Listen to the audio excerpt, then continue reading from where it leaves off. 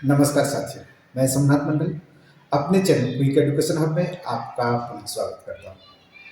आज आपको जो आने वाले वर्ष में नवोदय परीक्षा के लिए जो छात्र तैयारी कर रहे हैं, उसके लिए मैं कुछ गणित का टॉपिक लेकर आया हूँ, जिसमें संख्याएं पाठ से प्रारंभ होती है, उसे मैं समझाने का प्रयास कर रहा हूँ। ये सभी के लिए उपयोगी हो सकती है, इसे ध्यान से देखिए।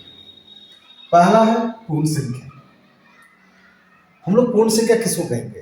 तो पूर्ण संख्या उसे कहेंगे जिस संख्या की शुरुआत शून्य से होती है और अनंत तक जाती है, तो उसे हम लोग पूर्ण संख्या कहेंगे। उसमें 0, 1, 2, 3, 4, 5, 6, 7, 8 इस तरह हम लोग क्रम को बढ़ाते हैं। अगला आता है प्राकृत संख्या। प्राकृत संख्या यानी जो नेचुरल नंबर हम लोग को प्राकृत से मिला है। कहाँ से मिला है? 1 से मिला है। 1, 2, 3, 4, 5 जो अनंत तक जाती है। अब यहाँ कंफ्यूजन आता है कि पूर्ण संख्या जो है वो शून्य से शुरू होती है और प्राकृतिक संख्या जो है 1 से प्रारंभ होती है। तो हाँ, प्राकृतिक रूप से हमें शून्य नहीं मिला है। शून्य का आविष्कार हम लोग मानव ने किए हैं, तो इसलिए पूर्ण संख्या जो है शून्य से प्रारंभ होती है और प्राकृतिक संख्या जो है 1 से प्रारंभ होती है। आप इसे ध्यान से देखते हैं और प्राकृतिक संख्या में शून्य नहीं आते हैं, तो इसलिए सभी पूर्ण संख्या जो है प्राकृतिक संख्या नहीं होगी, लेकिन सभी प्राकृतिक संख्या जो होगा पूर्ण संख्या होगा। आइए बढ़ते हैं अगले संख्या में, पूर्णांक संख्या। पूर्णांक संख्या जिसे इंटीजर्स नंबर कहते हैं हम लोग, वो क्या होता है?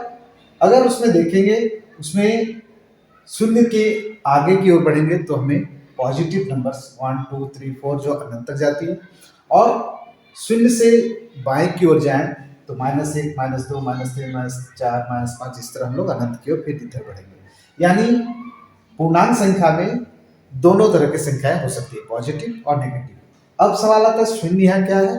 तो शून्य यहाँ न्यूट्रल है, क्योंकि शून्य न तो धनात्मक हो सकता है न तो ऋणात्मक होता है। तो इस तरह हम लोग पूर्ण संख्या के बारे में जान पाते हैं। अब अगला संख्या का जो टॉपिक है वह है हमारा, आइए समझते हैं सम संख्या के बारे में।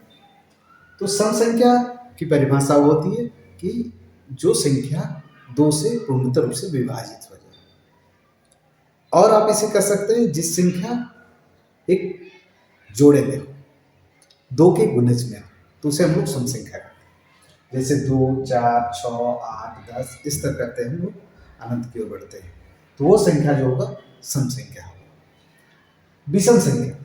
विषम संख्या इसका मतलब हम साधारण अर्थ में कर सकते हैं कि वह जोड़ा में नहीं है। जैसे 1, 3, 5, 7, 9, 11 इस तरह करते हैं हम लोग, अनंत की ओर बढ़ते हैं। तो इस तरह हम आज देखें कि पूर्ण संख्या जिसकी शुरुआत शून्य से होती है और अनंत तक जाती है, दूसरी प्राकृत संख्या जिसकी शुरुआत 1 से होती है और अनंत तक जाती है, पूर्णांक संख्या जिसमें धनात्मक और ऋणात्मक नेगेटिव और पॉजिटिव दोनों तरह की संख्याएं होती है, सम संख्या अर्थात जो 2 से पूर्ण रूप से विभाजित हो जाए उसे हम लोग सम संख्या कहते हैं। विषम संख्या जो संख्या 2 से हम कह सकते विभाजित नहीं होती है, या हम कह सकते हैं वो जोड़ा में मौजूद नहीं है, तो हम लोग उसे विषम संख्या कहते हैं। अब अगला टॉपिक हम लोग का जो होगा वो होगा भाज्य संख्या और अभाज्य संख्या का। इस तरह हम लोग संख्या के चैप्टर को पूरा करेंगे।